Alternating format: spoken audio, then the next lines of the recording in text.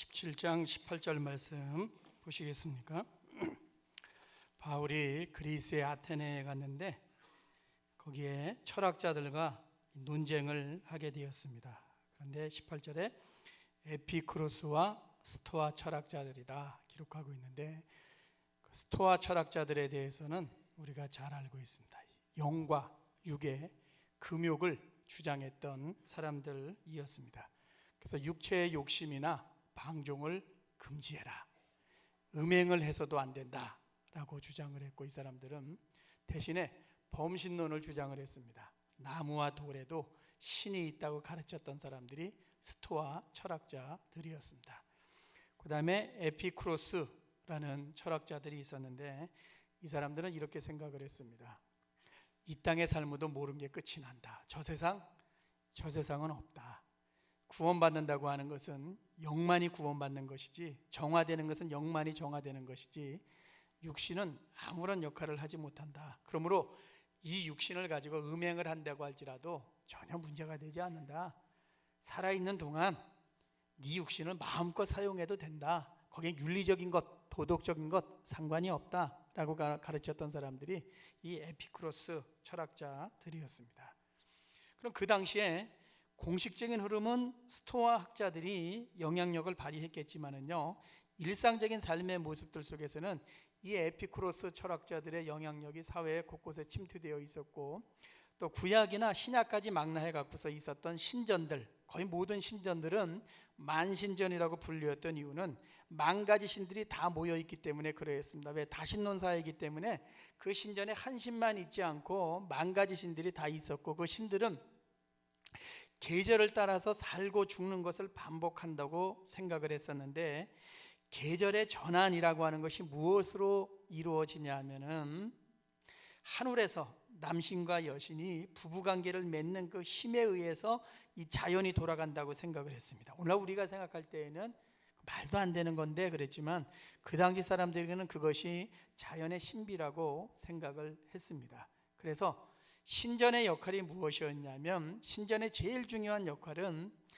예배, 제사를 드리는 것이었는데, 그럼 그것이 어떠한 방법으로 드리는가 했을 때, 남자들이 신전에 가서 신전에 있는 여사제들과 부정한 관계를 맺는 것이 이방 종교 예배의 본질이었습니다. 그래서 고린도, 오늘 바울이 아테네에 있다가 18장 1절에 고린도로 들어가게 되는데, 고린도 산 꼭대기에는 아프로디테 신전, 비너스의 신전이라고 하는 신전이 있었는데, 그 신전에는 우리가 많이 들어서 아는 것처럼 1000명의 여사제들이 있었습니다. 그래서 밤마다 남자들과 부정한 관계를 맺으면서 그것을 부정하다라고 이야기했던 사람은 하나도 없고, 거룩하다, 이것이 바로 우리가 추구하는 종교의식의 본질이다. 신전에서 그러한 일들이 행해지다 보니까 사회적인 삶에 있어서는 일반화되었습니다. 에피쿠로스 학자들의 주장을 따라서 사람들이 그러한 생각을 가지고 살아가는 모습이 있었습니다. 물론 맨 처음에 이것을 주장했던 사람은 육신의 쾌락을 주장했던 것은 아니지만은, 사람들이 시간이 지나가면서는 에피쿠로스 하면은 육체의 쾌락을 추구했던 모습으로 기억하고 있습니다. 가나안 신전도 그러했었고, 이것은 에베소의 신전도 그러했었고, 오늘 고린도의 신전도 역시 마찬가지였었습니다. 고린도서를 읽어보면은 몸은 성령의 전이다 라고 말하는 성경이 나오고 있는데, 복음서에는 나오지 않습니다. 이 바울이 썼던 성경 고린도서에만 나오는 이유는 왜 그렇습니까?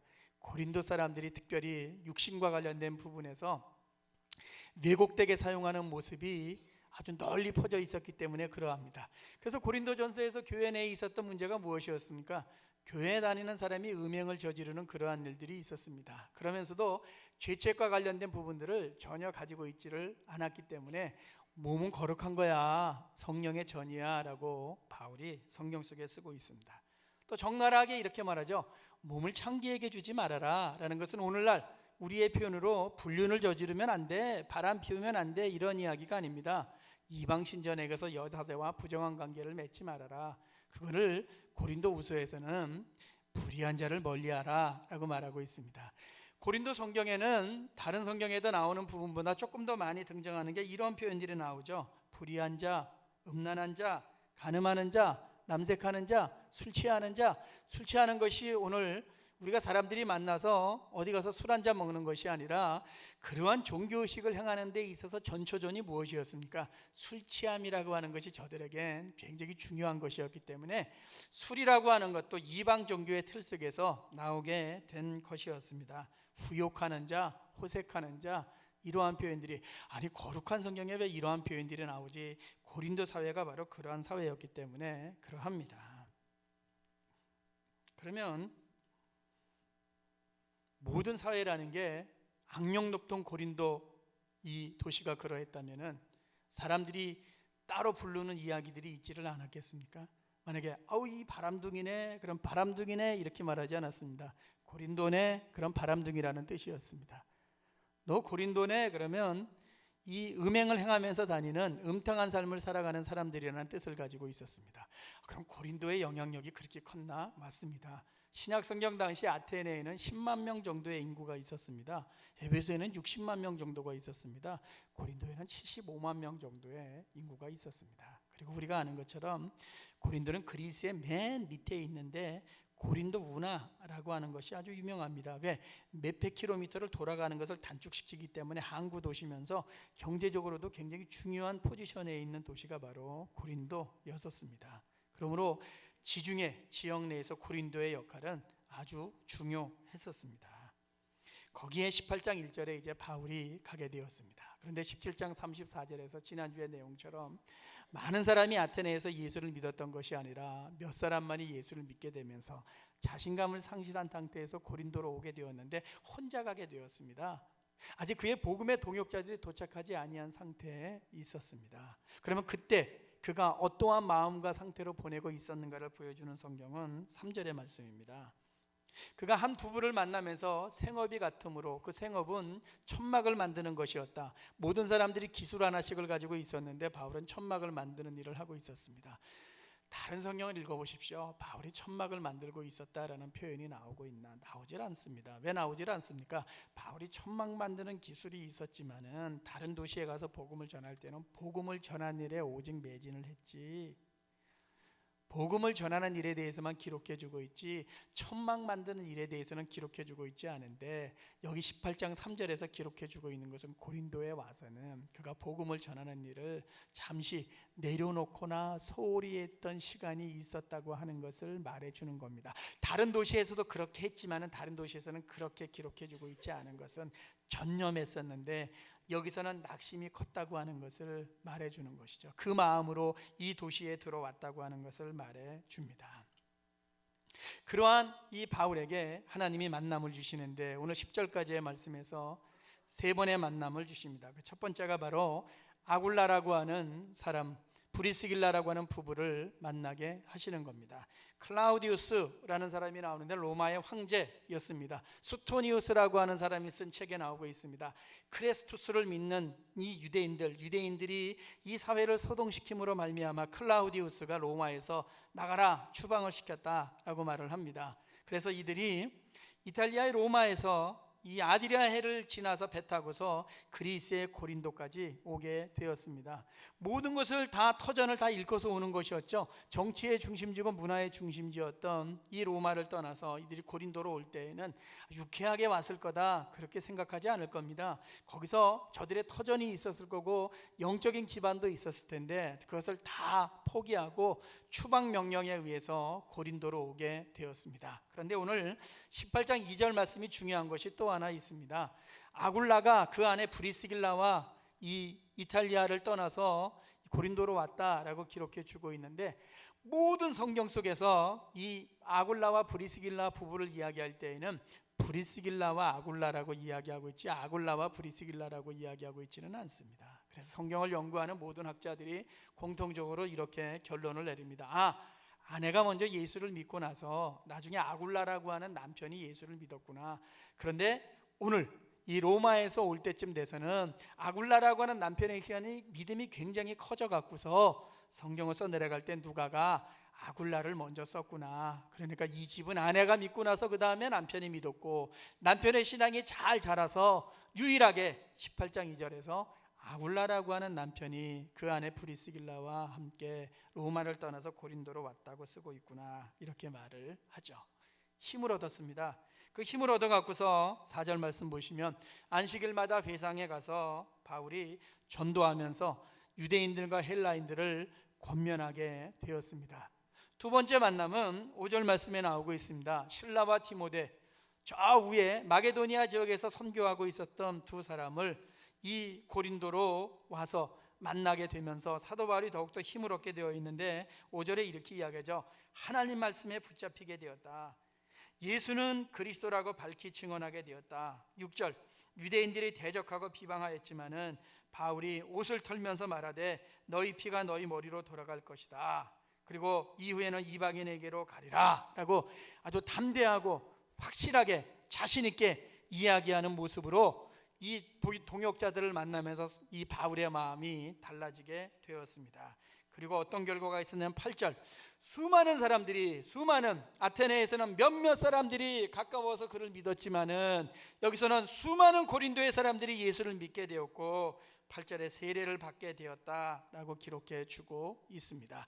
여기까지 오면 성경이 끝나야 되는 것이죠. 왜? 이제 복음을 전하면서 많은 사람들이 예수를 믿는 열매도 보았고 사도 바울이 그 부부를 만나면서 힘을 얻었고 이 동역자들을 통해서 힘을 얻었기 때문에 이제는 바울이 더 왕성하게 일을 감당할 수 있지 않겠는가라고 생각할 수 있지만은 아테네에서 고린도로 오면서 17장에서 18장으로 넘어오면서 영적으로 받았던 데미지가 그에게 꽤 컸던 것 같습니다. 그래서 좋은 신앙의 부부를 만나고 동역자를 만났지만은 그래도 그의 영적인 그 마음속에 채워지지 않는 부분이 있었는지 세 번째로 9절, 밤중에 주께서 환상 가운데 나타나셔서 말씀을 해주십니다.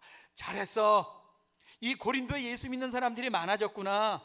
또 세례도 받게 되었구나. 놀라운 일이 고린도에서 일어나고 있구나. 이렇게 말씀하셨던 것이 아니라 지금 이 순간 바울의 마음을 꿰뚫어 보시는 주님께서 말씀을 하셨습니다. 두려워하지 말아라. 겁내지 말아라. 침묵하지 말아라. 잠자코 있지 말아라. 내가 너와 함께 있어. 그리고 이 성 중에 나를 믿는 사람들이 아주 많이 있단다라고 바울을 영적으로 격려해 주시는 그러한 모습이 나오게 되고 그 결과로 11절, 들어가자마자 바로 나와야지.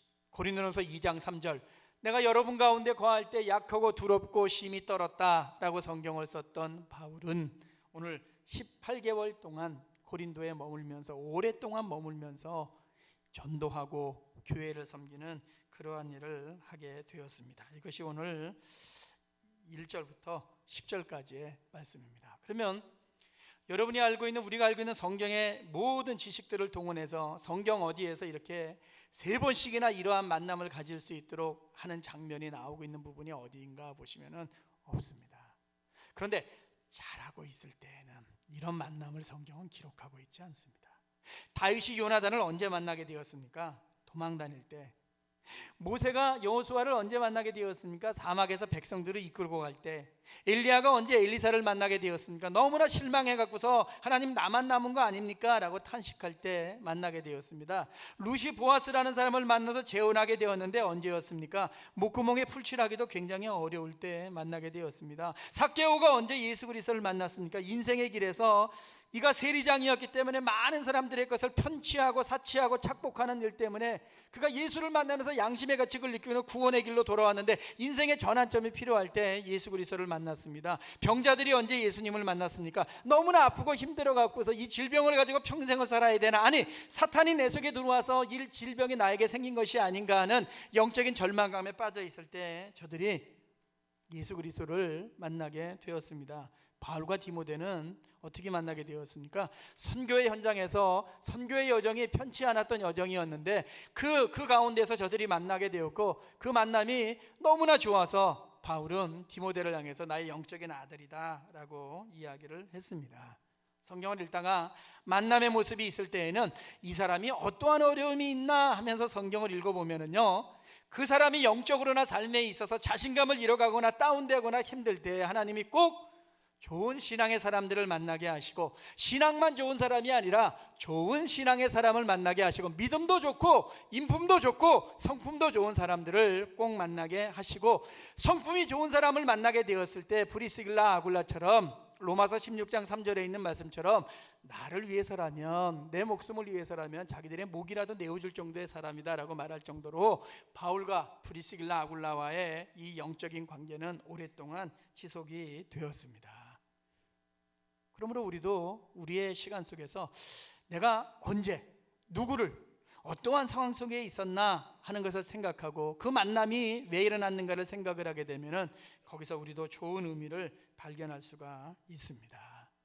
이것이 오늘 1절부터 10절까지의 내용입니다. 첫 번째, 오늘 2절 말씀입니다. 브리스길라 아굴라를 만나는 부분에 대해서 말씀을 드립니다. 한 사람은 아테네라고 하는 문명의 중심지에서 선교에 실패하고서 고린도 왼쪽에 있는 옆 도시로 가게 되었고, 한 부분은 로마에서 추방당해서 고린도라고 하는 곳으로 오게 되었습니다. 전화가 있었던 것도 아니고 문자를 할 수 있는 것도 아니고 메일이 있었던 것도 아니죠.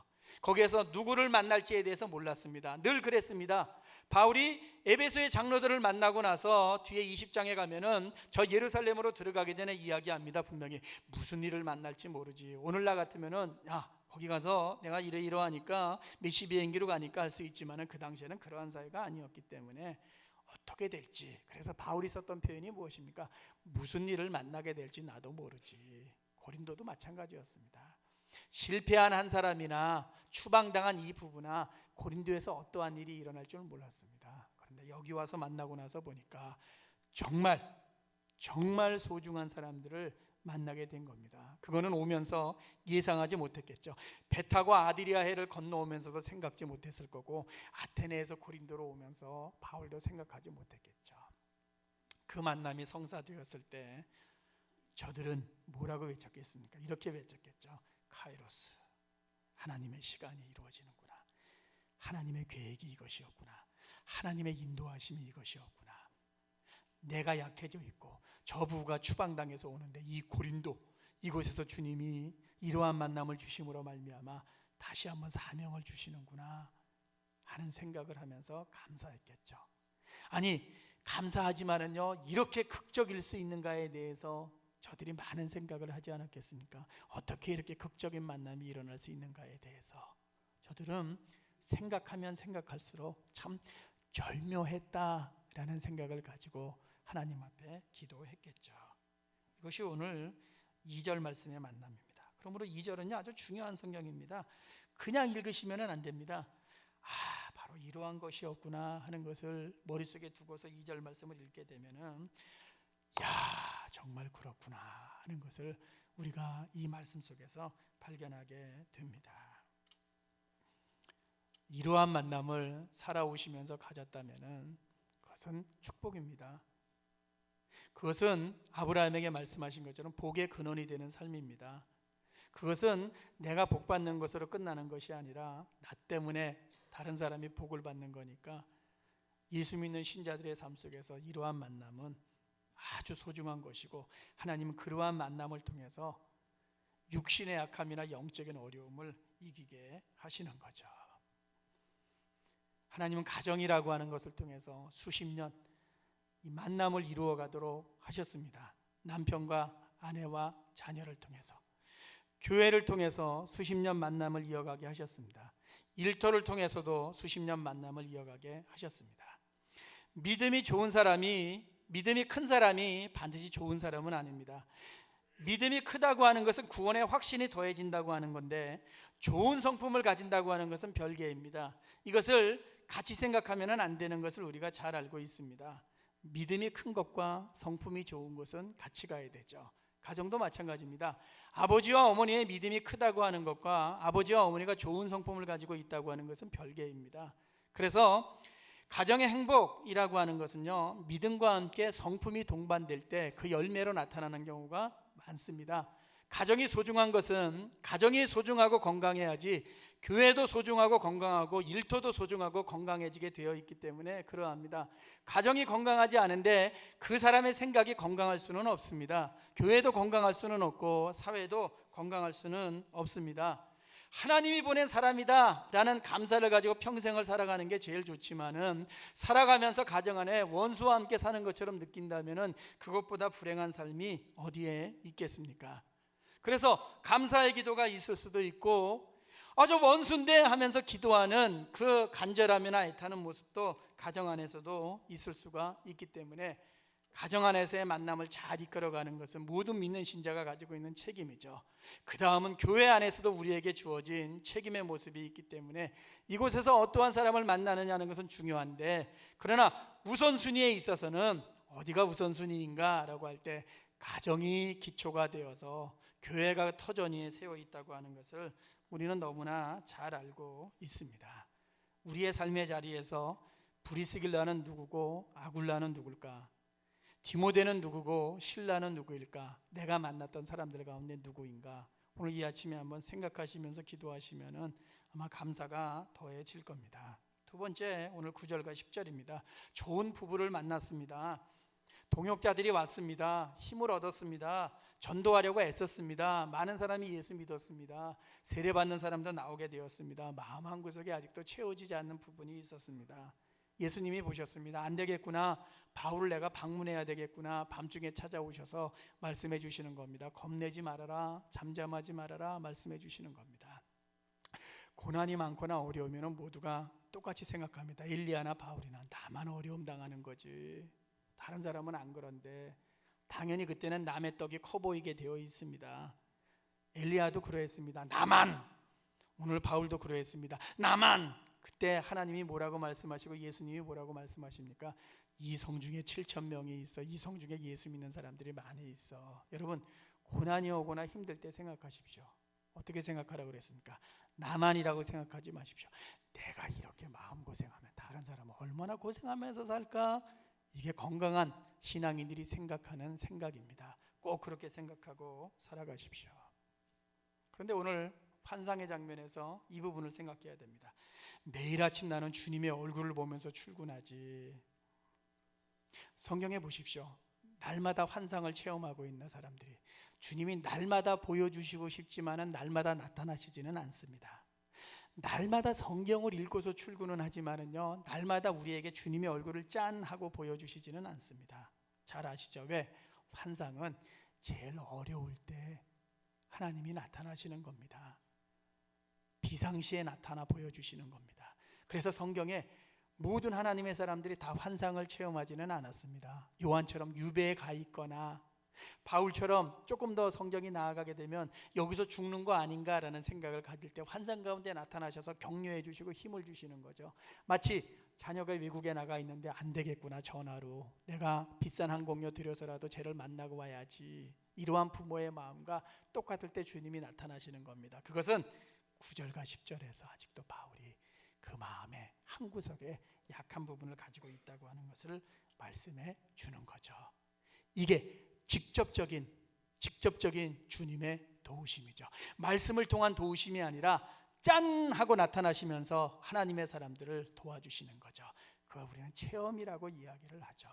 그걸 주님이 내 마음에 주셨다라고 말하기도 하고, 음성을 들었다라고 말하기도 하고, 그래서 직접 내가 듣고 본 것처럼 간증하는 경우도 있습니다.